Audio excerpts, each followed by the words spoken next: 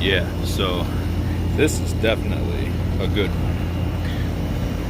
We have the outside disconnect, which goes, from the house into the disconnect, and then they come out of that disconnect into another disconnect, which has a lot of things going on in there.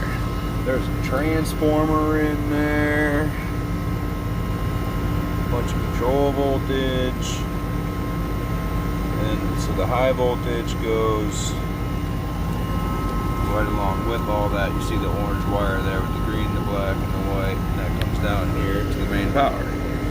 Let's see, the thermostat wires are all, the control voltage is coming from elsewhere. So I don't know why they tied all that high voltage from the disconnect through this whole thing. So I guess so they can get power to pick up that transformer, which the transformer is blown up now. So breaker's tripping on the outdoor unit.